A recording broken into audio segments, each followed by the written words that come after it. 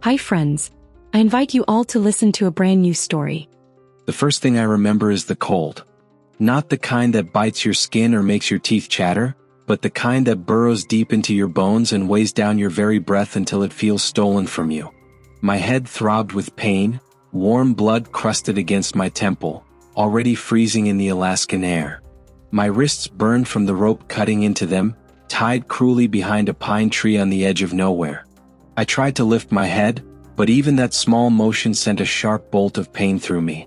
My vision blurred, snowflakes drifting down in slow motion, catching the pale light. Somewhere in the stillness of the forest, I whispered a single word, though I wasn't sure if my lips even formed the sound. Veda. I didn't know why I said it. Maybe because memory and desperation blurred together when death feels close. The silence around me was crushing. No wind. No birds. Just the endless blanket of white pressing down on the forest. I was 60 years old, a former border ranger, a man who had seen plenty of winters and stared down men far worse than wolves. But here, tied and bleeding, I was just another dying soul swallowed by Alaska's frozen wilderness. Hours ago, maybe longer, time was a blur. I'd been following a lead. 2 missing girls, a handful of migrants who vanished near the Yukon trails. The sheriff's office wanted to write it off as accidents, drownings. The wild takes what it takes. But my gut told me otherwise. I'd been digging too deep into something I wasn't supposed to touch. And someone made sure I paid the price. 3 masked men dragged me off the trail. A blow to the skull. Darkness. Now here I was left for the snow to finish. I thought of my niece Claire. Tough, stubborn, far braver than I'd ever admit to her face. She was a journalist now, always chasing uncomfortable truths. I hadn't seen her in a few days. Maybe that was for the best. She wouldn't have to find my body. But fate had other plans. Through the blur of snow, a shape emerged. At first, I thought it was a shadow or my mind slipping into hallucination. 2 amber eyes glowed against the white. A wolf. Large, gray-coated, strong. She didn't move like a predator closing in. She circled slowly, ears forward, silent. My heart pounded. I should have felt fear. But instead, recognition flickered. Years ago, when I still wore a uniform, I had stumbled on a wolf pup caught in a steel trap. She was bleeding, terrified, ready to die. I should have put her down, that's what protocol said. But something in her eyes, it wouldn't let me. I freed her, cleaned the wound, left food nearby and walked away. I never saw her again. Not until now. Veda, I whispered again, and this time I was certain my lips moved. The wolf stepped closer. Her breath steamed in the cold, her fur dusted with snow. She didn't snarl. Didn't growl. Instead, she lowered her head, sniffed the rope binding me, and without hesitation sank her teeth into the frozen fibers. I felt a jolt of disbelief. The sound of rope straining under the steady grind of her jaws filled the silence. She tugged, twisted, chewed with the patience of something that wasn't supposed to care for a man. Every second felt like an eternity. My eyes blurred, tears freezing against my lashes. Blood loss and frostbite were dragging me under. But the image of those amber eyes locked on mine, it was the only thing that kept me from slipping away. Meanwhile, miles away in a small Alaskan village, my niece Claire Turner was pulling on her boots. She wasn't supposed to be here, back in the very place she swore to leave behind years ago. But family ties have a way of pulling you back. After my sister, her mother, passed, Claire stayed close to me for a time. I taught her how to shoot, how to track, how to ask questions no one wanted asked. Now she was 28, a freelancer chasing stories for regional outlets and sometimes big city papers. The kind of stories nobody wanted told. 3 nights ago she had seen me for the last time. I was restless, silent, carrying the kind of tension a man doesn't voice aloud. She didn't press, though she always knew. That morning she woke from a dream she couldn't shake. Endless snow. A man bound to a tree. Eyes watching from the darkness, glowing yellow, patient and wild. She woke in a sweat, her heart pounding. She told herself it was just a nightmare. But deep down she knew it wasn't. Claire stuffed her backpack with the essentials. Camera, flashlight, spare batteries, notebook, a canteen and one other thing, a pistol. An old sidearm I'd once handed to her, saying, "If you ever find yourself with nowhere left to run, remember, you're not alone." She traced her finger over a circle I'd drawn on an old forest map the week before. Something in her gut told her to follow it. Back in the forest, I felt the rope finally snap. My arms fell numb at my sides, useless. My body slumped forward, my face brushing the snow. But I was free. Free because of her. I lifted my head with the last of my strength. Snow swirled between us, but she stayed. Those amber eyes met mine, and for the first time in a long while, I believed in something I couldn't explain. "You came back," I rasped. The wolf said nothing, of course. She only stood her ground, the wilderness itself made flesh, and waited for me to decide whether I wanted to keep living. I tried to stand and felt the world tilt. My legs were wood, my hands needles. The rope had numbed everything from the elbows down, and when blood came roaring back it burned like fire under ice. I slid down the trunk and tasted sap and snow. The wolf stepped sideways, just one small shift of weight, a patient guide, and I used the tree to lever myself up. "Easy," I breathed to her, or to myself, I wasn't sure. She moved ahead a few feet and glanced back. It wasn't human what she did, but it might as well have been. "Follow." I staggered after her, one slow step at a time. The snow was shin-deep, the kind that collapses in quiet sighs and swallows your tracks. I found a fallen branch, snapped it against the trunk, and used the longer piece as a cane. Every few yards I stopped to breathe through the ache in my ribs. There's an old cut line east of the Yukon Bends, a place my father showed me when I was 12. In summer you can still see the ghost of it, alder shoots and thin poplar reclaiming a strip of earth that once took men and machines through the trees. In winter it's just the faintest crease in the white. We reached it near dusk, and that crease led us to a shack I hadn't seen in years, a trapper's box with a sagging roof and a doorway chewed by weather. Inside smelled of mouse and mold. I kicked snow from the threshold, found an old coffee can of nails, a cracked lantern, and, merciful God, a rusted wood stove still bolted to the corner. I worked the damper with numb fingers until it moved. The wolf circled once and lay down, thick tail over her paws, not quite trusting sleep. I tore planks from a broken shelf, split them against the door frame, and coaxed a flame with a scrap of paper from my wallet, a receipt gone soft from sweat. When the stove finally drew, it sounded like a throat clearing. "Veda," I said into the flicker, tasting the name. "You remember me, don't you?" She lifted her head. Amber eyes in firelight can make a believer out of anyone. I dozed in waves, jerking awake at every snap from the stove, at the distant thud of settling snow. Once a branch exploded in the cold and I went straight to the floor, reaching for a weapon that wasn't there. The wolf was already up, ears forward, body still. Nothing followed. She settled. So did I. At first light I tried to stretch, and pain stitched my back like a seam pulled tight.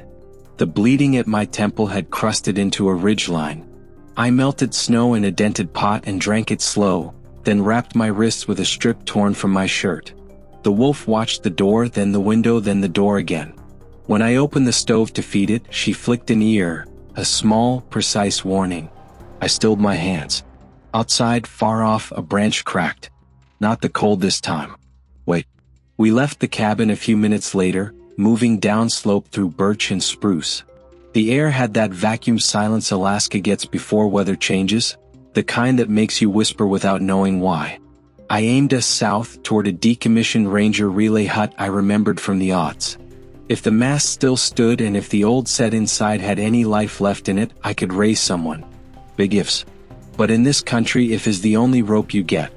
We crested a low rise and I caught my toe on something that wasn't root or rock.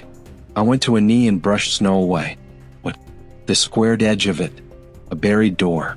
I probed until I found iron, an old hasp so cold it squealed when it moved. The wolf paced a slow circle around me, nostrils flaring. Under the door, air. Not the clean knife of winter, but the sour of damp and human breath. I eased the hatch open. A steep ladder dropped into dark, the wooden rungs silvered with frost and hand grease. I took a breath of that air and it took something back. Memories I've spent a lifetime trying to keep from hardening. I clicked on my flashlight and the beam found a corridor of poured concrete, the ceiling low enough to hunch your shoulders out of reflex, even if you didn't have reason to be small. "Stay," I whispered and started down, knowing she wouldn't. The beam swung and the walls gathered it, and motion gathered it too, small, flinching. "Who's there?" My voice sounded wrong, too big for the underground. Silence. Then the softest scrape, and a voice so thin it didn't reach the edges of the room. "Please." I moved forward. Two figures, wrists bound to a length of pipe. One older by a few years, pale and raw-boned, hair hacked short. The other younger, eyes too large for her face. The older tried to stand when she saw the light and only made it halfway. I cut them loose fast, then checked ankles, fingers, pupils. The older one coughed and nodded at me, chin down in a gesture of thanks so practiced it broke my heart. "You can walk?" I asked. She nodded again. The younger clung to her, blinking into the light. I'd seen that look before in places we don't put on postcards, when a person wants to believe rescue is real but needs a second miracle to trust it. I gave the older my arm and turned for the ladder. Footfalls above. The hatch thumped. We all froze. The wolf didn't bark or snarl. She launched, a gray shock of muscle and intent. The man coming down never saw her until gravity made the introduction. He hit the concrete hard, weapon skittering into shadow. She landed on his chest and pinned him with the precision of a trap made of breath and bone. He grabbed for her muzzle, then thought better of it. I took the weapon, a saw-down shotgun, and kicked it back to the far wall. My flashlight found his eyes, winter gray, hungry in a way that had nothing to do with food. "You alone?" I asked. He swallowed. Said nothing. "Here's what happens next." My voice came out quiet, steady, the way it did when I wore a badge. "We go up. You go last. You try anything between here and daylight, and she finishes what she started." The wolf didn't need the compliment. She pressed her weight a fraction tighter until he ran out of argument. We climbed. The air up top felt like another planet. I tied his wrists with wire I found threaded along the door brace, salvaged fencing, a trapper's fix, and looped the rest to his belt. He looked toward the trees, measuring. The wolf looked there first. We moved. The older girl told me her name was Paula between breaths. The younger didn't speak. We cut across the cut line and dropped into a drainage that would hide our tracks from casual eyes and loud men. The sun hung low and bright, throwing knives off every surface. It would be dead dark in a few hours. As we walked, the world narrowed to tasks. Count steps.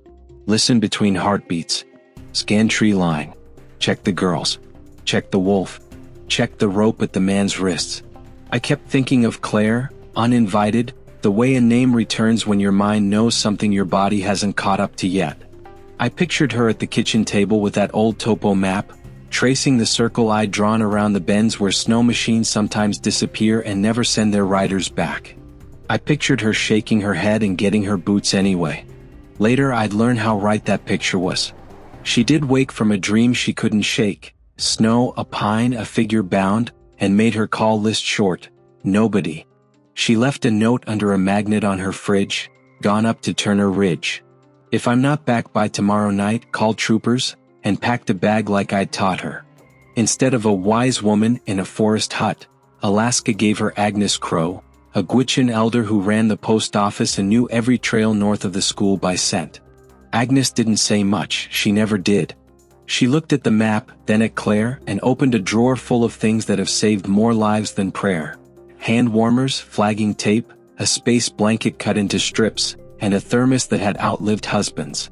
"Ravens were loud this morning," Agnes said, as if remarking on clouds.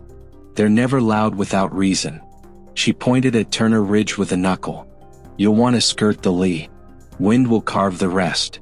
But I didn't know any of that then. What I knew was the rhythm of our small procession in the snow, the small sounds that meant alive, and the larger quiet that meant something else was listening too. The relay hut showed itself the way old things do in the north. First as a suggestion, then as the relief of shape sharpening under light. The mast was a skeletal finger against the sky, rime-crusted, guy wires singing a thin song. The door hung crooked. Inside, it smelled like 10,000 cigarettes and the sweat of men who never admitted they were afraid. I shut the door and slid the bolt, then propped a broom handle under the latch anyway. The girls folded to the floor without being asked. The wolf patrolled the four corners, then chose a spot with sight lines and rested in it like she'd sketched the plan. The radio sat on a metal table pitted by time, knobs worn smooth. I pulled the aluminum chair close, set the shotgun where I could reach it, and took stock. The generator in the shack's nose was dead. No gas, and even if I had it, the lines were likely gummed. But the battery rig looked serviceable, and there was a hand crank stashed under the bench like a secret. I wired in, listened to the empty hiss of an open frequency, and cranked until my forearms screamed. "Mayday, mayday," I said into a mic that might as well have been a prayer book. "This is Samuel Turner, former ranger, at the old relay south of the Yukon Bends, Turner Ridge Quadrant." I gave rough coordinates, memory math, and a lifetime of walking the map. 2 survivors, 1 juvenile. 1 hostile in custody. Possible multiple suspects still in the area. Request immediate response.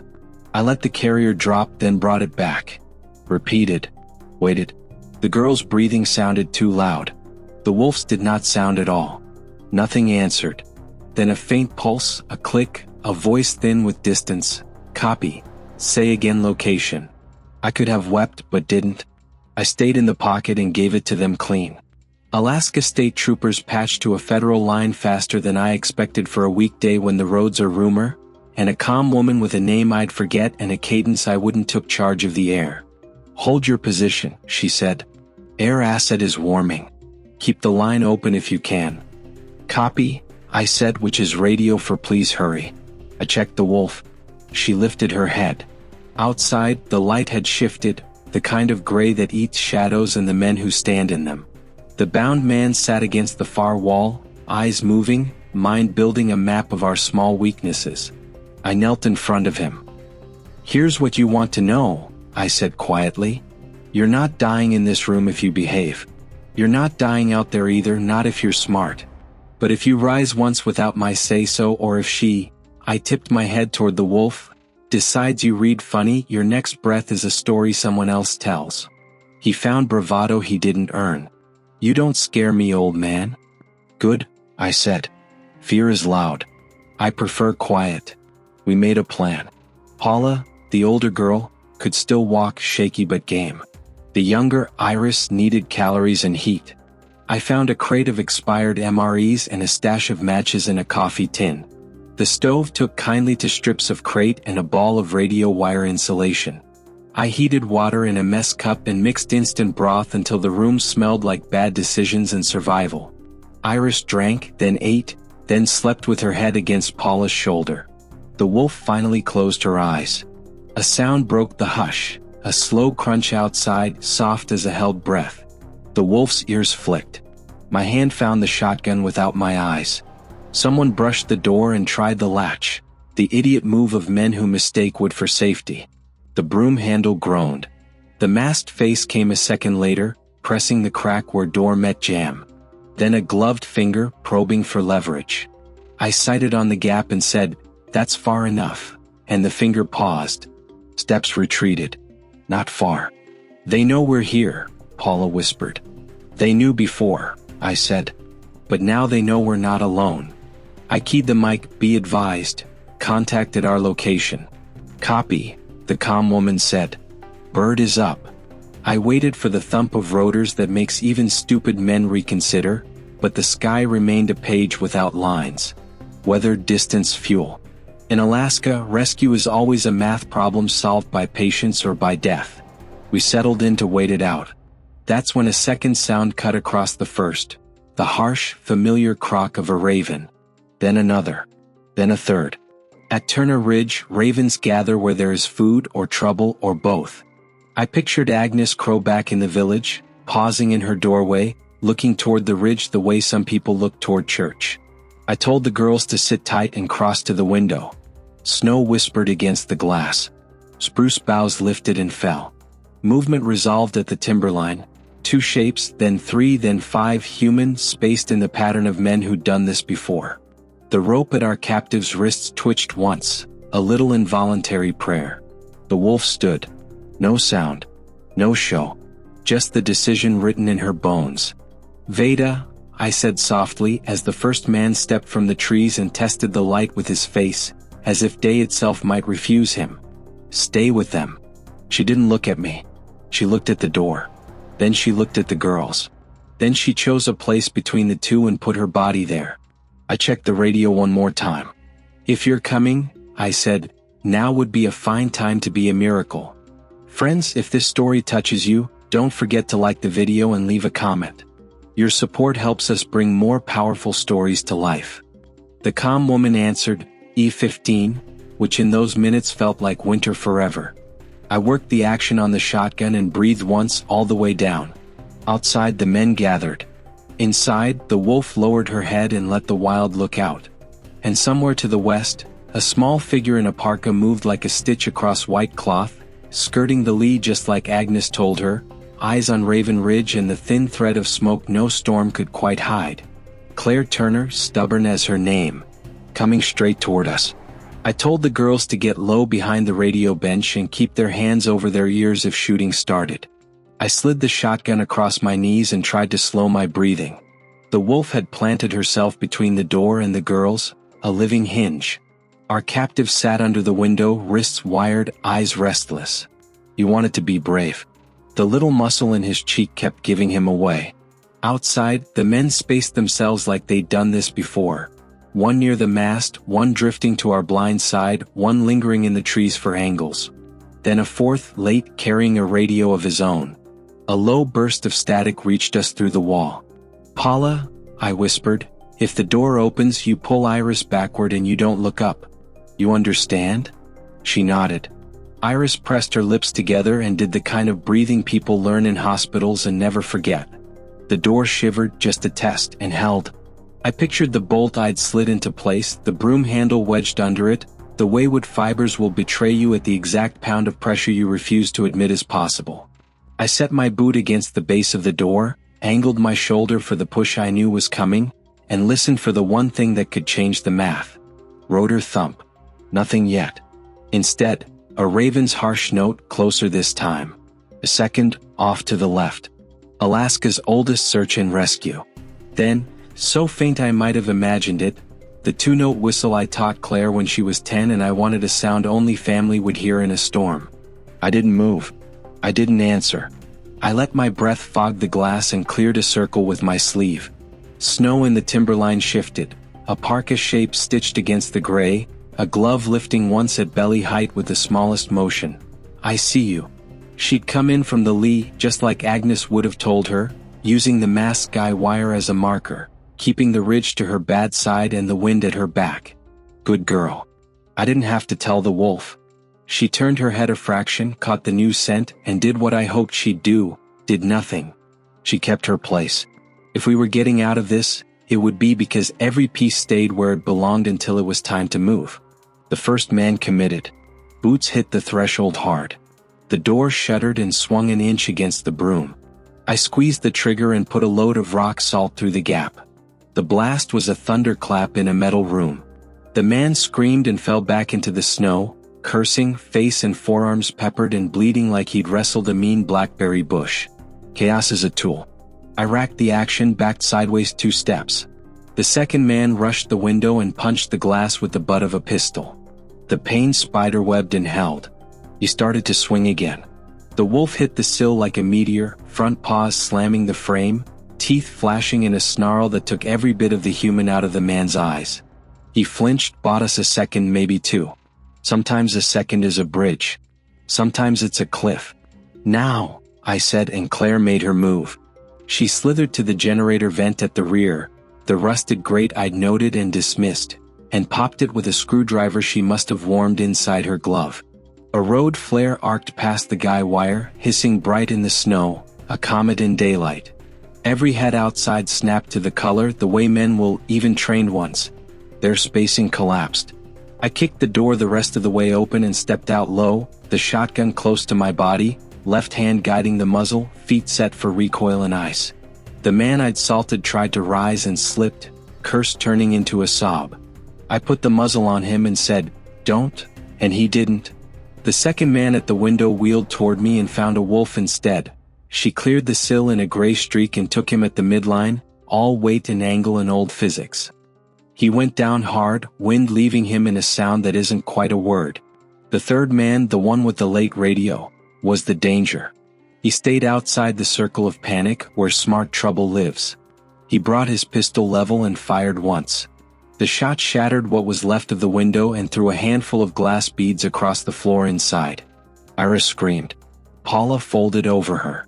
The wolf turned, caught between instincts, finished the threat under her or faced the one with the gun, and did what wolves do when the pack matters. She stayed with the small and helpless until the gun's attention slid. That's when Claire showed herself. She stepped from the corner of the hut with her pistol two-handed and her stance the way I taught it, not pretty but planted. She fired once, wide on purpose, snow pluming near the radio man's boots, a warning that broke his equation. He twisted to her, and I spoke his name though I didn't know it, the way you do when you want a man to look in your direction for one fatal instant. Hey! He looked. I put a load into the snow 2 inches from his hip. He danced sideways and landed on his own radio, knocking it into a drift. We had attention now. What we needed was gravity. Down, I said, and for once a man listened without his pride having to be wrestled first. Behind me Wood groaned. The captive inside had used the moment to get to his feet and make a play for the window, wrists still wired, shoulders first. The frame bit his coat and held. The wolf snapped once, a warning that froze him in place. He slumped against the sill and breathed like he'd run a mile. Stay with me, Claire said, her eyes on the men, her voice to the girls inside. No quaver. All spine. She didn't look at me, not yet, not until the thin line between disaster and luck thickened into something shaped like a chance. Then, finally, the sound we needed, a far-off thump that grows a body then a purpose.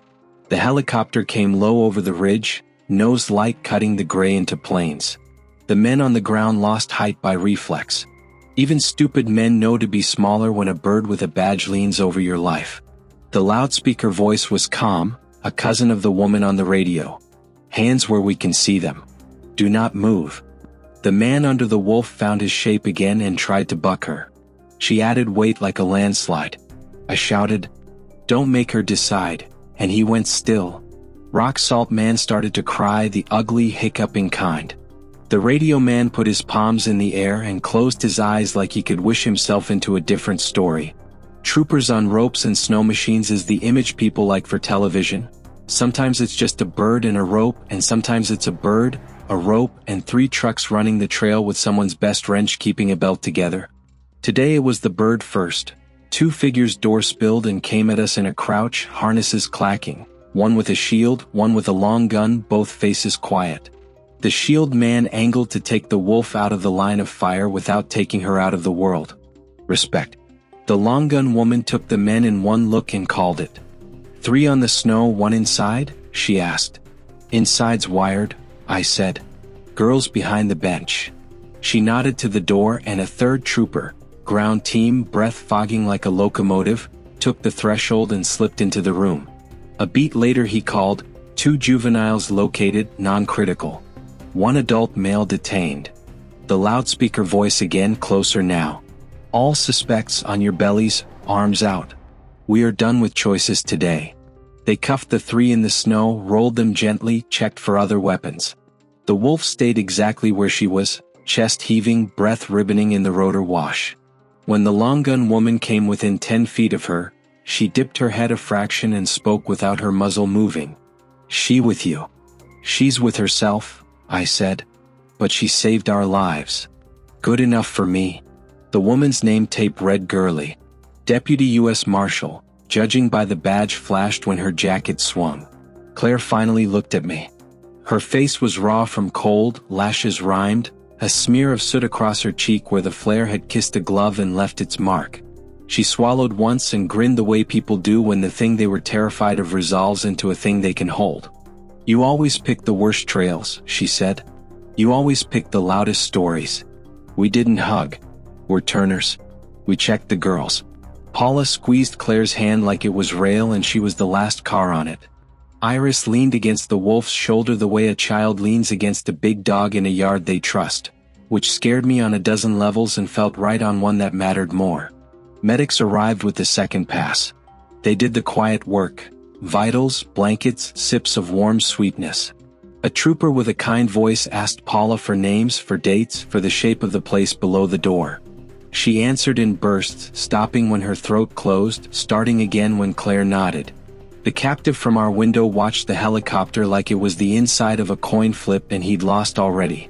"Air can take two," Marshal Gurley said, eyes on the weather's edge. "Ground team is staging on the timber road for the rest." She looked me over with a professional's unreadable, "You're bleeding." "I'll live," I said, and meant it in the specific for the first time in hours. She followed my gaze to the wolf. "What about her?" "She's not transport," I said. "She's choice. She'll stay or she won't." Gurley considered that, nodded once. "Fair." They loaded Iris first. Smallest goes soonest in the north, and Paula insisted the girl take the harness before her. Claire pressed a mitten into Iris's hands, Agnes's thermos still warm, and Iris held it like a prize. The rotor wash beat the snow flat, and the bird lifted in a flurry of white that hid the world for a breath. When it cleared, the wolf was standing at the tree line, ears forward, body easy. Claire touched my elbow. "She going to bolt when the rest of us move?" "She'll watch," I said. "She's been watching this whole time." Ground engines hummed somewhere beyond the trees, trucks and sleds pushing their luck on a trail that didn't invite them, and the long noise of the day began to slide toward the next shape. Bookings, statements, heat, bright lights, questions no one really wants to answer. I felt the weight of it. I also felt something else, a small, clean place in my chest that wasn't empty anymore. "Samuel Turner?" Gurley asked, a pen over her pad, already knowing the answer. "We'll want your statement as soon as you're seen by the medic. And one more thing." I waited. "We'll put in a note to Fish and Game about your friend," she said, the corner of her mouth thinking about a smile. "If she's choosing to stay close for a while, we don't want anyone making a bad call with a tranquilizer and a good intention." "Appreciate that." The man with the radio looked up then, some last-ditch effort gathering itself in the back of his throat. He started to speak. Names, directions, the kind of bargaining that blooms when men see jail in 3 dimensions. Gurley held up a hand. "Save it for the room," she said, and he did. Claire shouldered her pack and fell in beside me as the medics finished my tape job.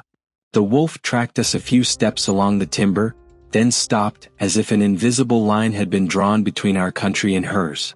She raised her head once to taste the air. Ravens pinned the sky with black punctuation. "You coming?" I asked her, ridiculous and honest.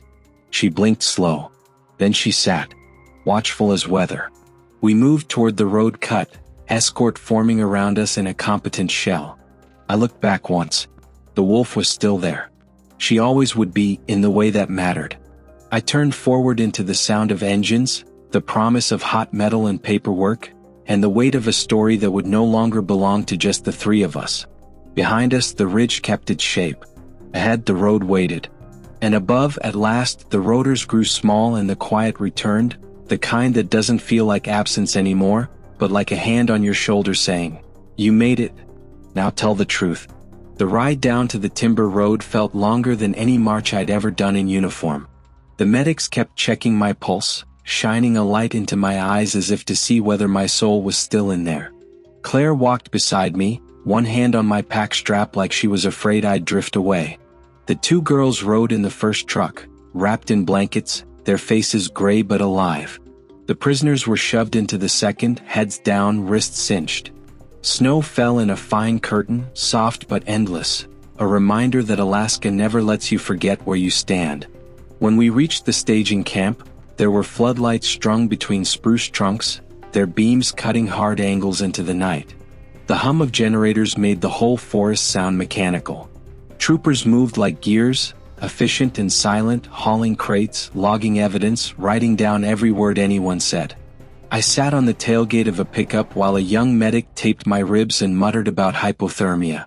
He didn't realize I was listening to something else, the faint padding of paws in the dark just outside the circle of light. "She's still here," Claire whispered. She didn't have to point. I already knew. I nodded. She'll stay until she's sure it's finished. Marshall Gurley joined us then, her notebook already thick with names and times. She asked questions in that calm, relentless way federal agents do, not unkind but not giving you room to dodge. I told her everything: the trail, the men in masks, the underground room, the girls, the wolf. She wrote it all, every detail, and when I said wolf, her eyes flicked to mine like she was testing whether trauma had painted hallucinations. Claire backed me up. She saved him. She saved all of us. Gurley didn't argue. She just nodded and kept writing. By dawn, the operation swelled into something bigger. A convoy of federal vehicles pushed through the pass, headlights stabbing the snow. Reporters showed up in battered SUVs, shouting questions no one answered.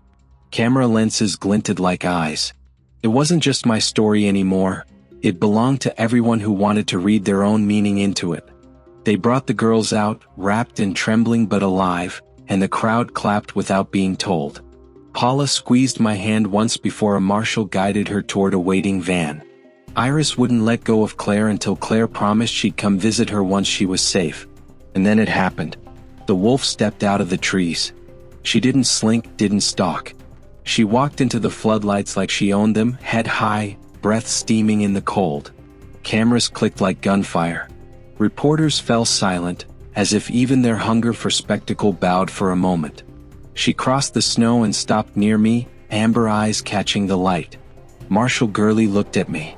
"This her? This is Veda," I said, voice rough. "And if you ask me, she's the reason any of us are breathing." Someone in the crowd clapped once. Then again. The sound built like a wave breaking on stone.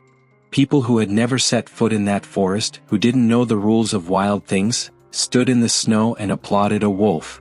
Veda didn't understand applause, not the way humans do, but she felt it. I saw it in the way her ears flicked, in the way she blinked slow, steady, unafraid.